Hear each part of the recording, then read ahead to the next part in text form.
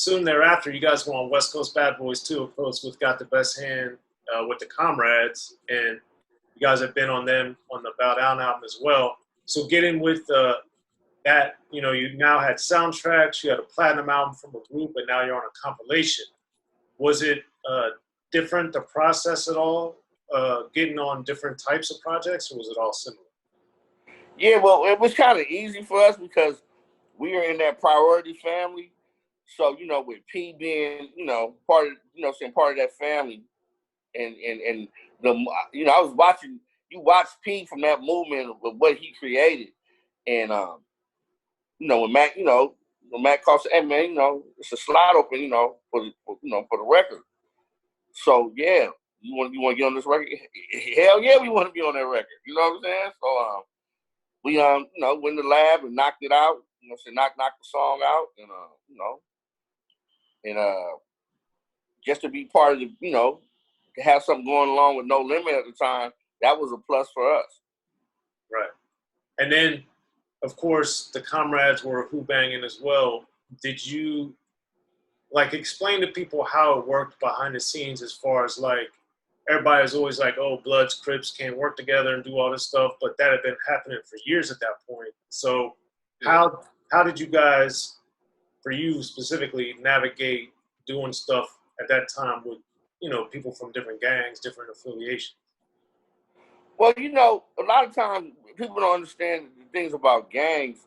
A lot of guys know each other from elementary already, you know, and you know, the gang stuff really don't start till you get to junior high. You know what I'm saying? That's when it would go bad or whatever. You know, you get your section off. You know what I'm saying? But for the most part, guys already know each other from the streets, or you might know a homie from the streets. You know what I'm saying? But at the time, we all knew we had something in common, which was music. So in this business, even though, you know, like to be honest, like even in the with the drug trade and stuff like that, behind the scenes, Crips and Bloods were still making moves together in that, making money. You know what I'm saying? Like, it used to be a term we should say, red and blue makes green. You know, so if you know if I got the sack and another dude from another, you know, neighborhood need, if I want to make some money, I'm not turning down no money. You know what I mean? So and that's what it was. We all came together because it was a bigger cause than the gangs. So we all love music. We all had that same thing in common with the art. So you put aside that, you know what I'm saying, and you learn to work together. Cause like I remember I used to see Gangsters from the counter. I would see his mixtapes already, you know what I'm saying, and I had heard some of the music already. So I was like, man, dude, this kind of hot, you know what I'm saying. So when you meet that person, I'm like, okay, well, I already dig your style, you know what I'm saying. So like me and G met, we hit it off, you know what I'm saying. Same thing with CJ Mack. I was a CJ Mack fan, you know what I mean. So when he came to the table, it was everything was a plus. And then we were going out to make a statement for LA, you know what I'm saying. So you know, you kind of put all that stuff aside. Right.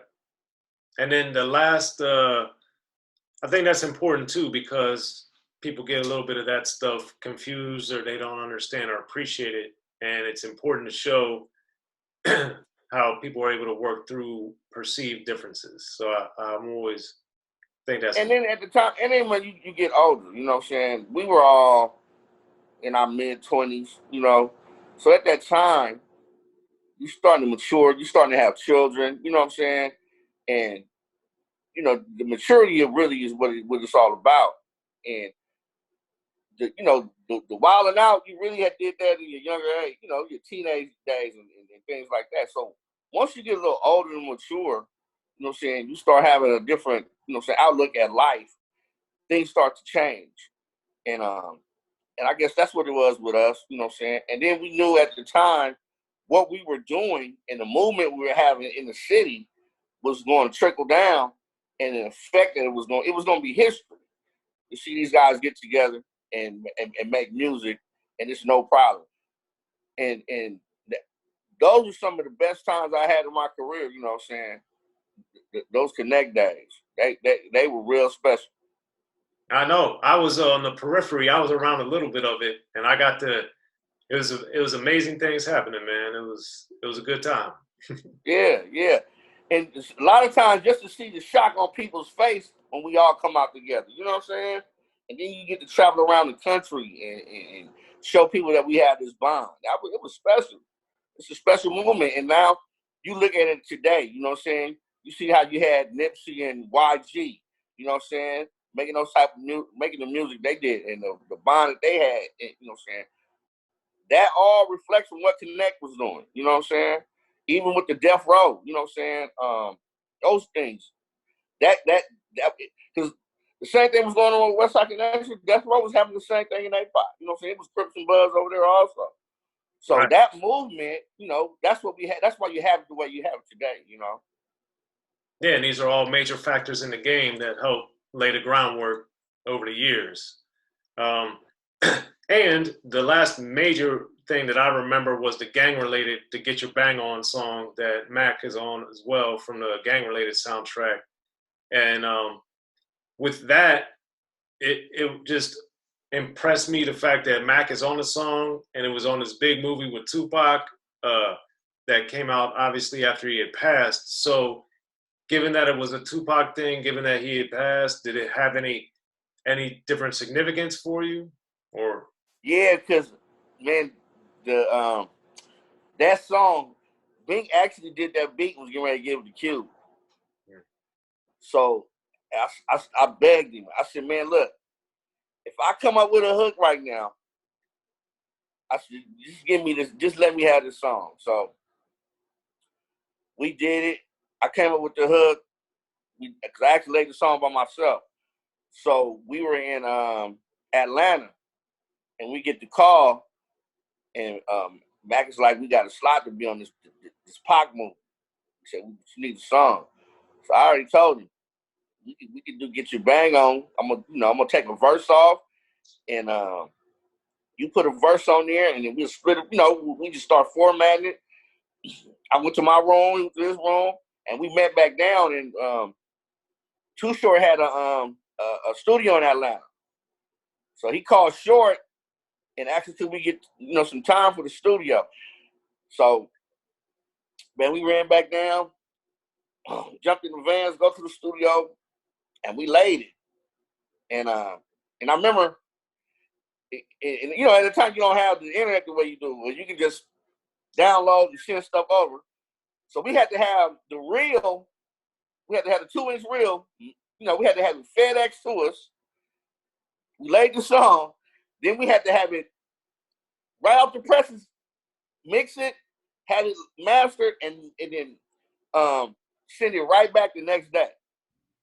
Wow. In order to make that song. And that that was one of the highlights of my career, just being able to be on, having a song to be on that Pac movie, and it went platinum, you know what I'm saying? So that was all a plus. And it's a good movie too. Yeah. That's what's crazy. It's crazy to me to see. I just want to see how much more stuff Pac was gonna be able to do. You know what I'm saying? What other levels he was gonna be able to reach, and because in our community, Pac is a very important factor. Very, very important factor. Of course. And then you got the plaque behind you for "Based on a True Story" by Mack. What which is, in my opinion, arguably his best album, maybe his best. Like, it's phenomenal to me. Yeah. So being really around the creation of that, how did that help you understand how to make the All From the Eye album, which came out the next year? Just Mack was like, man, Mack wanted to have like he wanted to do something in that he's like, man, I gotta have like a Doggystyle, you know what I'm saying?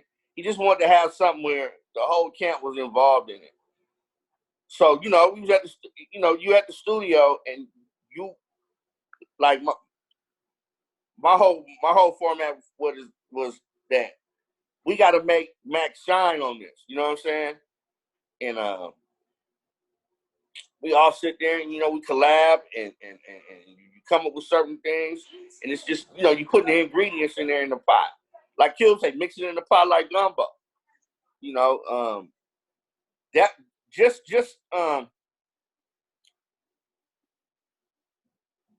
being in there and just having to get down and you got to get in the trenches in the studio and work. That's why I knew we really had to work, and you had to make a record in a format of, we got to say something in this record. You know what I'm saying? It's just not getting on here and just, you want to yell out what city you from and all that type of stuff. Make a statement, I guess is what I'm trying to say. And that's one of my favorite Mack records also, though. Yeah, it's incredible. It's incredible. Yeah. I remember I reviewed that for The Source, and I was able to, excuse me, I reviewed it for The Source, and I was able to get it 4 mics. So I was very excited about that. Yeah, hey, yeah. That made me, now that's one thing that made me feel good. They're going to put the plaque for it right there. That's what I'm saying. No, I know. Yeah. That, Mack was excited about that, man. I really felt good for Mack for that. That was good. Yeah. At that time, we all looked up to that type of stuff, man, Of course. And that was the thing. I had to fight for it, and I was telling them how good it was, and I was just pleasantly surprised because they would sometimes lower the mics or whatever based off of what I had said or other writers, but the album was so good. And actually, one of my favorites is the Mack 10 song. Is that right? Yeah. So that's playing off of course, U.T.F.O, Roxanne, yeah. So how and why did you guys want to do that song that way?